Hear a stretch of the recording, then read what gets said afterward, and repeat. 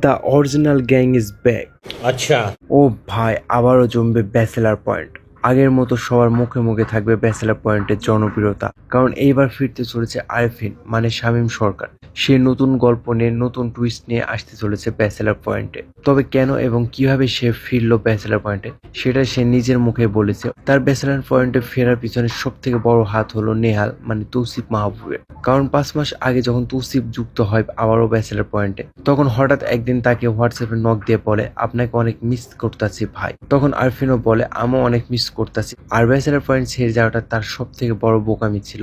আর সেই সময় তার সাথে কাজল, আরফিন, অমি ভাইয়ের রাগারাগি হয়েছিল, যে কারণে ছেড়ে চলে গেছে। আর তার সব কথা শোনার পর তৌসিফ মাহবুব অমি ভাইয়ের সাথে তার কথা বলে দেয় এবং তাদের মধ্যে আবার সম্পর্ক জেগে ওঠে, ভালোবাসা জেগে ওঠে। আর তখন তারা সিদ্ধান্ত নেয় আবারও ব্যাক করবে আরফিন চরিত্রটিকে। তো ব্যাচেলার পয়েন্টে আরফিন ব্যাক আসায় কে কে এক্সাইটেড অবশ্যই কমেন্ট করবেন। তবে আর টেনশন নেই, আবারও জমবে ব্যাচেলার পয়েন্ট।